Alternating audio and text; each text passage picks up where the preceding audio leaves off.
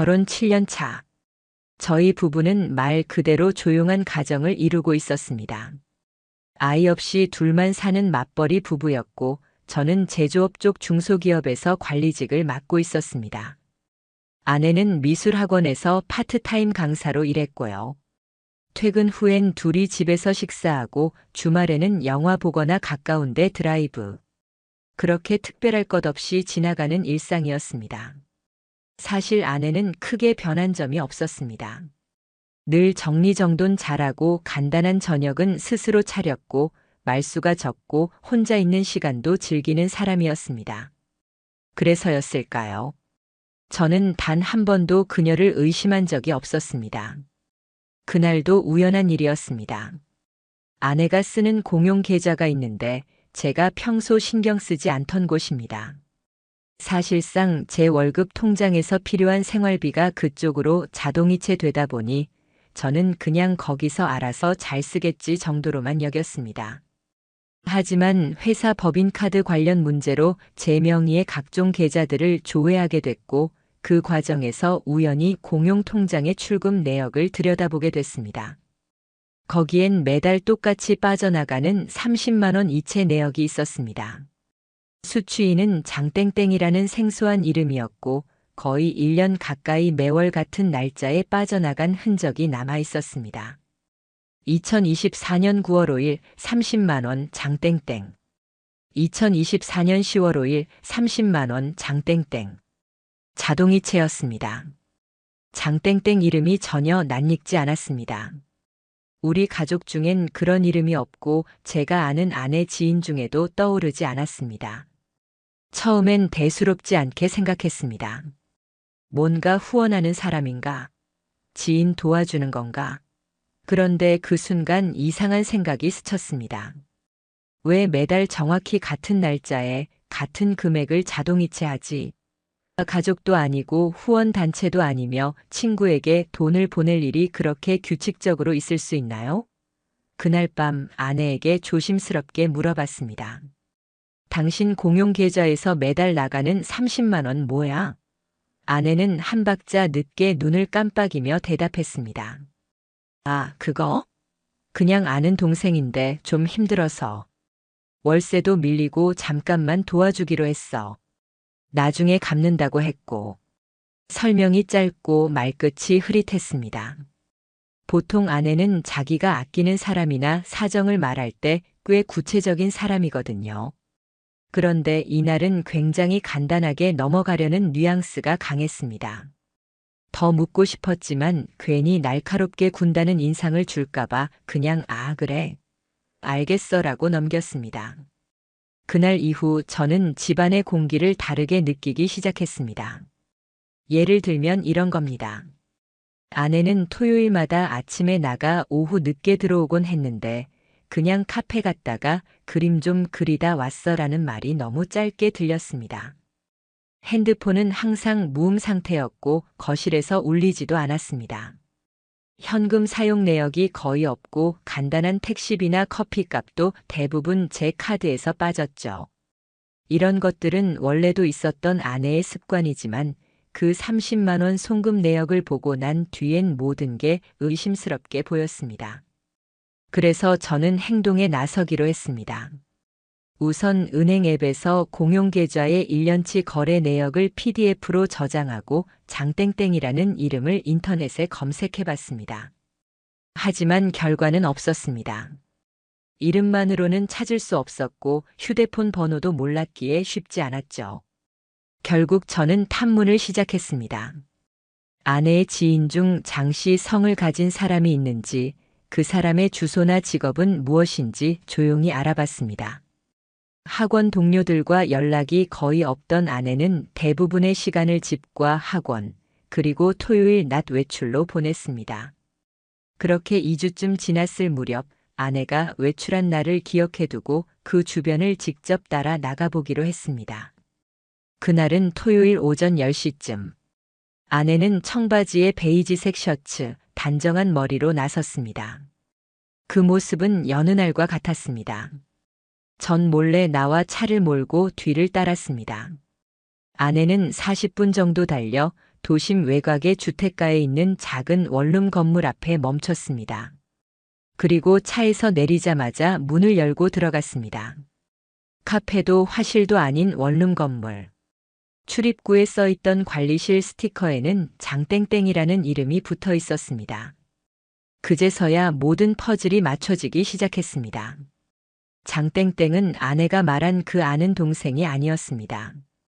그 30만 원은 그냥 도와주는 돈이 아니었습니다. 그건 남자의 월세였고 아내는 그 남자의 거처를 책임지고 있었습니다. 그날 저녁 아내는 아무 일 없었다는 듯 저녁을 준비했습니다. 하지만 저는 더 이상 평온한 식사를 할 수 없었습니다. 이 모든 건 단 한 줄의 이체 내역에서 시작됐습니다. 아내가 들어갔던 그 원룸 건물은 오래된 3층짜리였습니다. 겉으로 보기엔 허름하지도 그렇다고 깔끔하지도 않았습니다. 건물 입구에는 작은 우편함이 주르르 붙어 있었고 그 중 하나에 붙어 있는 이름 스티커가 제 눈에 들어왔습니다. 장땡땡. 그 이름이 분명하게 적혀 있었습니다. 30만 원씩 매달 빠져나가던 그 사람. 아내가 힘든 동생이라고 말했던 그 존재가 그냥 돈만 받는 사이가 아니라는 걸 직감했습니다. 처음엔 혹시 내가 오해하는 건 아닌가 스스로를 다잡으려 했습니다. 하지만 속은 이미 불길로 타오르고 있었습니다. 모든 걸 확인하고 나서 움직이자고 결심했지만 제 손은 먼저 휴대폰을 향하고 있었습니다. 그날 밤 아내가 샤워를 하는 동안 조심스럽게 그녀의 휴대폰을 들여다봤습니다. 운 좋게도 잠금은 해제된 상태였습니다. 카카오톡, 문자, 사진첩까지 모두 깔끔하게 정리돼 있었습니다. 너무 깔끔하다는 게 문제였습니다. 대화가 아예 없거나 최근 메시지가 딱 끊긴 상태였거든요. 하지만 하나 놓친 게 있었습니다. 기본 문자 앱. 그 안에는 이름 없이 저장된 번호 하나와의 대화가 남아 있었습니다. 30일이다 확인 부탁, 몸 조심하고. 이번 달도 고마워. 언제 와? 기다리고 있어. 이 짧은 메시지들을 보는 순간 제 입술이 바짝 말라붙는 기분이었습니다. 단어 하나하나가 제게 말해주고 있었죠. 아내는 저 몰래 어떤 남자의 생활비를 책임지고 있었고 그 남자는 당당하게 그 사실을 당연시하고 있다는 것. 다음 주 토요일 저는 또다시 움직였습니다. 이번에는 더 철저하게 준비했습니다. 아내가 나가기 30분 전부터 저는 근처 편의점 앞에 차를 세워두고 기다렸습니다. 아내가 도착하자 곧장 원룸 건물 안으로 들어갔고 약 5분쯤 후 문이 열리고 어떤 남자가 모습을 드러냈습니다. 그는 나와서 아내를 반겼고 둘은 아무런 거리낌 없이 안으로 들어갔습니다. 포옹도 키스도 아니었습니다. 하지만 너무 자연스러웠습니다. 그 눈빛과 걸음걸이, 표정에서 드러나는 익숙함이 모든 걸 말해주고 있었죠. 그 장면을 보며 저는 오히려 담담해졌습니다. 화가 나기보다는 이 상황을 어떻게 끌고 가야 할지를 고민하게 됐습니다. 증거가 필요했습니다. 명확하고 객관적인 증거. 그래서 저는 사설 탐정에게 의뢰했습니다. 이름, 차량 번호, 출입 시간, 사진. 모든 걸 하나하나 요청했습니다. 그리고 며칠 후 도착한 첫 보고서에는 생각보다 많은 정보가 담겨 있었습니다. 그 남자의 이름은 장윤석. 1987년생. 대학에서 시각 디자인을 전공했고 현재는 프리랜서 일러스트레이터라고 했습니다. 직장이나 사업체는 없었고 건강보험은 지역가입자로 등록돼 있었습니다. 자동차는 렌트, 월세는 30만 원. 단순히 혼자 살아가는 남자.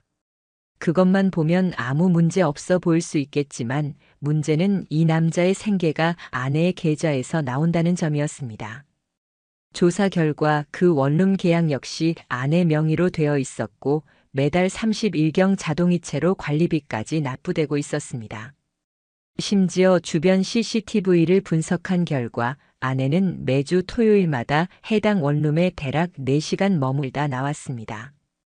그리고 둘이 함께 나와 근처 편의점에서 음료수를 사거나 잠깐 산책하는 모습도 담겨 있었습니다. 이쯤 되자 상황은 너무 명확해졌습니다. 아내는 거짓말을 해왔습니다. 그저 힘든 동생이 아니라 사적인 관계를 맺고 있는 남자였고 그 남자의 생활을 금전적으로 뒷받침하며 남편인 저와 이중 생활을 해온 것입니다. 저는 이제 이 사실을 직접 묻고 싶었습니다. 증거도 모았고 사진도 확보했습니다. 통장 이체 내역, 문자 메시지, CCTV 영상 캡처까지. 이 모든 걸 파일로 정리하면서 저는 아내가 저에게 어떤 표정을 지을지 상상하고 있었습니다. 그리고 끝까지 거짓말할 거야? 이 질문을 던질 순간을 준비했습니다. 그녀가 더는 도망칠 수 없게 말이죠. 그날은 평일 저녁이었습니다. 저는 일부러 일찍 퇴근했습니다. 형식적인 웃음, 억지로 이어가는 대화, 그동안 감춰두고 있던 수많은 감정들이 더는 마음속에서 감당되지 않았습니다. 집에 도착하니 아내는 늘 그렇듯 조용히 식사를 준비하고 있었습니다. 된장찌개 끓이는 소리, 밥솥이 김을 내뿜는 소리, 모든 게 너무 일상적이라 그 자체가 괴이했습니다. 오늘은 좀 일찍 왔네. 아내는 뒤도 안 돌아보고 말했습니다. 그 평범한 인사마저 낯설게 느껴졌습니다. 숨을 깊이 들이쉬고 저는 식탁에 앉아있던 노트북을 열었습니다. 그 안에는 제가 수집한 모든 자료가 있었습니다. 식사하기 전에 잠깐 이야기 좀 할 수 있을까? 제 말에 아내가 고개를 돌렸습니다. 응? 무슨 일 있어? 그녀는 그 순간에도 아주 자연스러웠습니다. 표정 하나 흐트러짐 없이 늘 그래왔다는 듯이. 저는 말없이 USB를 건넸습니다. 그리고 화면에 준비해둔 영상을 재생했습니다. CCTV 영상 속 원룸에서 나오는 아내의 모습, 그녀와 팔짱을 끼고 웃으며 걷는 남자의 모습이 선명하게 보였습니다. 아내는 처음엔 이해하지 못한 얼굴을 하다가 이내 자신의 얼굴이 화면에 나온 것을 보곤 얼어붙었습니다. 이게 뭐야? 그 목소리는 작고 떨렸습니다. 그러나 저는 차갑게 말했습니다. 내가 직접 확인했어. 매달 빠져나가는 30만 원이 뭔지 장윤석이라는 사람, 그 사람의 월세를 당신이 대신 내고 있다는 것까지. 아내는 말을 잇지 못했습니다. 한동안 숨소리만 들렸습니다. 그녀의 얼굴이 천천히 창백해지며 굳어갔습니다. 언제부터 알아본 거야? 내가 말했잖아. 힘든 동생이라고. 그게 거짓말인 걸 안 순간부터였어. 미안해. 정말 미안해. 처음엔 정말 도와주려는 마음이었어. 그 사람이 너무 힘들다 해서. 근데 그게. 아내는 말을 더 잇지 못했습니다. 울 듯 말 듯 두 손으로 입을 가리고 고개를 숙였습니다. 언제부터야? 제가 다시 물었습니다. 아내는 떨리는 목소리로 말했습니다. 1년 정도 됐어. 처음엔 동아리에서 만나서 그냥 그림 얘기하고 작품 얘기하는 게 좋았는데 어느 순간부터 연락을 자주 하게 됐고 그 사람한테 마음이 기운 걸 느꼈을 때 이미 헤어질 수 없게 돼 있었어. 저는 조용히 그녀의 말을 들었습니다. 화내지도 않았고 소리치지도 않았습니다. 그게 오히려 더 무서웠을 겁니다. 그 사람은 당신이랑 살면서 내가 허전해질 때 그 공백을 메워줬어. 당신은 늘 회사 일에 바빴고 같이 있는 시간도 거의 없었잖아. 그 순간 제 안에서 무언가 부서졌습니다. 변명처럼 들렸기 때문입니다. 그리고 그 모든 말이 나는 외로워서 그랬다라는 뻔한 변주였기 때문입니다. 그래서 내가 외로웠기 때문에 그 남자의 방을 얻어주고 생활비를 대줬고 그 사람 품에 안겼다는 거야? 아내는 고개를 들지 못했습니다. 저는 조용히 말했습니다. 지금 이 자리에서 결정해. 솔직히 다 말할 거면 내가 이 문제를 어떻게 끝낼지 같이 생각해 보겠지만 아직도 감추려고 한다면 모든 법적 절차를 밟을 거야. 그제야 아내는 입을 열었습니다. 나 그 사람과 끝내려고 했어. 당신 몰래 시작된 일이니까 당신이 알기 전에 마무리 지으려고 했어. 근데 마음처럼 잘 안 됐어. 그 사람이 나를 필요로 하는 느낌이 이상하게 내 마음을 붙잡더라. 그녀는 울지 않았습니다. 슬프거나 죄책감에 사로잡힌 얼굴은 아니었습니다. 그건 그저 자기 감정을 합리화하려는 사람의 표정이었습니다. 저는 차분히 말을 마무리했습니다. 좋아. 내가 그렇게 느꼈다면 그게 내 진심이겠지. 하지만 나에겐 더는 내 말을 믿을 여지가 없어. 그날 밤 아내는 친정으로 갔습니다. 짐을 싸거나 하진 않았고 그냥 조용히 나갔습니다. 저는 거실에 앉아 모든 대화와 자료를 USB에 정리해 폴더 하나에 담았습니다.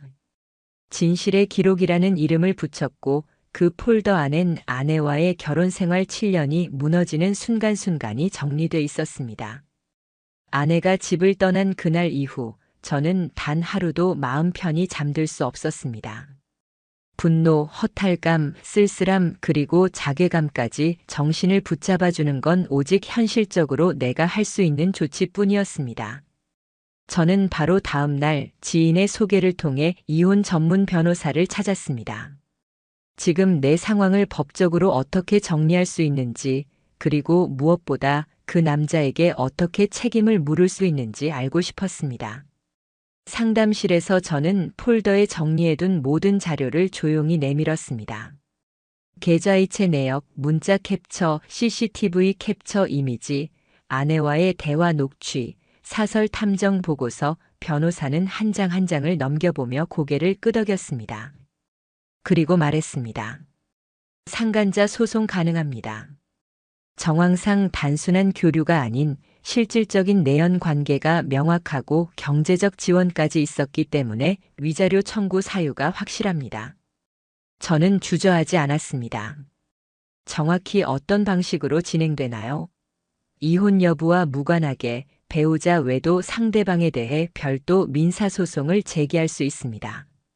법적으로 인정된 부정행위이고 입증 자료가 이 정도면 승소 가능성 높습니다. 가능한 한 강하게 책임을 묻고 싶습니다. 이혼 서류와 별도로 상간자에 대한 손해배상 소송도 함께 준비에 들어갔습니다. 변호사와 함께 준비서를 작성하면서 저는 그 남자의 본명과 주소, 연락처를 다시 들여다봤습니다. 장윤석. 아내보다 2살 어린 30대 후반.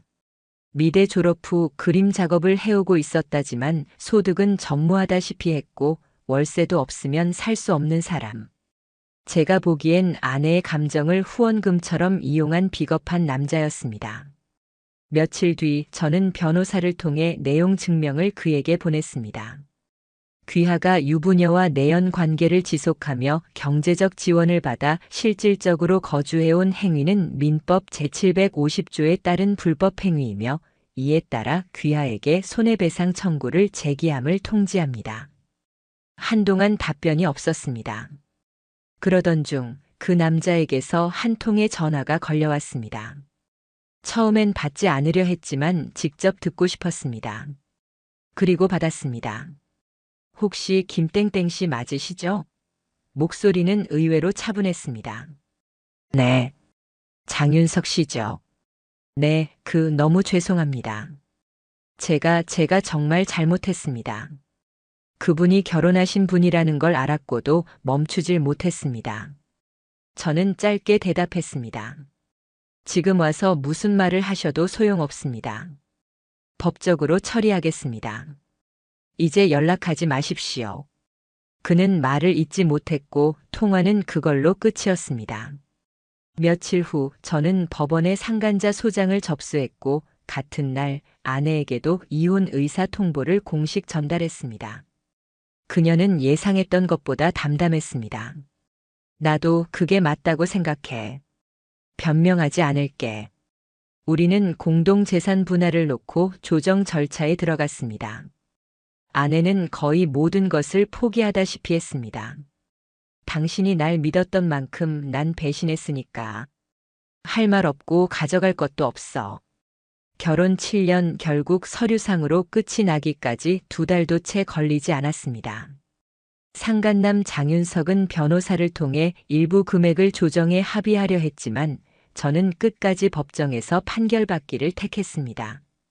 제가 원한 건 돈이 아니라 그의 이름 앞에 남는 불명예 그 자체였습니다. 위자료는 법원에서 3천만 원 전액 지급 명령이 내려졌고 그 남자는 결국 갚을 능력이 없다고 항소했지만 기각됐습니다. 그 후 들려온 이야기로는 그는 원룸에서 쫓겨났고 고향으로 내려가 일용직을 전전하며 신용불량자 등록까지 된 상태라고 했습니다. 아내는 이혼 후에도 조용히 지냈고 저에게 연락을 하지 않았습니다. 저도 더는 그녀를 기억하고 싶지 않았고 그저 없었던 사람으로 여기기로 했습니다. 이혼 도장은 차가운 잉크 냄새만 남기고 끝났습니다. 7년의 결혼 생활, 그 시간이 그렇게 짧은 인감 하나로 끊어질 줄은 몰랐습니다. 서류를 정리해 나올 때 저는 아무 말도 하지 않았습니다. 아내도 마찬가지였습니다. 그녀는 그날 어두운 그레이색 니트에 검정 바지를 입고 나왔습니다. 화장도 거의 하지 않았고 입술엔 색조 하나 없었습니다. 그 모습이 처음으로 진심 같다고 느껴졌습니다. 뒤늦은 진심이 무슨 소용이냐는 냉소가 올라왔지만 더는 감정도 말도 쓰고 싶지 않았습니다. 그녀는 마지막으로 이렇게 말했습니다. 정말 미안했어. 그때 그 선택이 얼마나 많은 걸 망가뜨릴지 몰랐어. 나중에 후회하면서도 멈추질 못했어.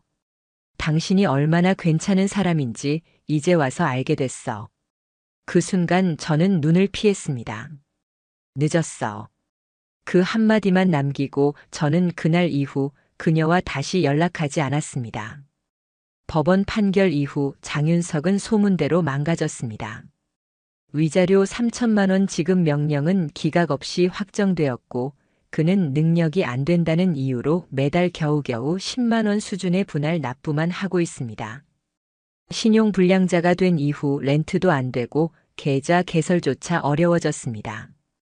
프리랜서로 활동하던 SNS 계정도 삭제되었고 그의 주변에서도 조용히 자취를 감췄습니다.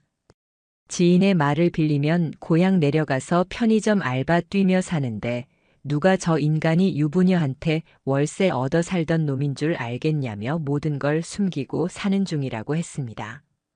세상은 작고 인터넷은 넓습니다.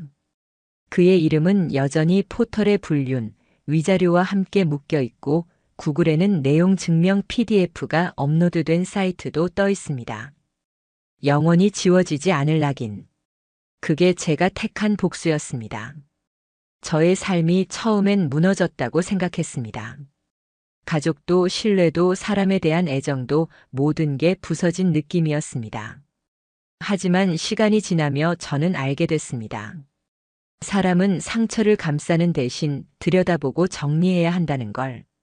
법적으로 할 수 있는 모든 복수를 마친 이후 제 삶엔 이상할 정도로 평화가 찾아왔습니다.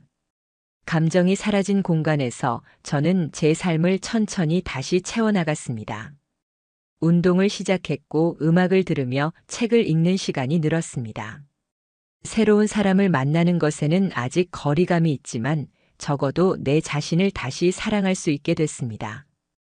불륜이 주는 상처는 단순히 사람을 빼앗겼다는 것만이 아닙니다. 내가 그렇게 무가치했나라는 자괴감, 그리고 그때 뭘 더 잘했어야 했나 하는 끝없는 후회가 사람을 갉아먹습니다. 하지만 시간이 그리고 내가 버텨낸 모든 순간들이 그 감정을 이겨내게 만들어줬습니다. 이제는 말할 수 있습니다. 당신은 아무 잘못이 없다고. 당신은 누군가의 배신으로 무너졌을 뿐 실패한 인생이 아니라고. 그리고 혹시 지금 이 영상을 보고 계신 분이 저와 같은 일을 겪고 있다면 한 가지만 기억하세요. 무너졌다고 해서 끝난 건 아닙니다. 부서진 신뢰는 돌아오지 않지만 그보다 더 단단한 나를 만들 수 있는 기회는 그제야 비로소 시작되는 겁니다.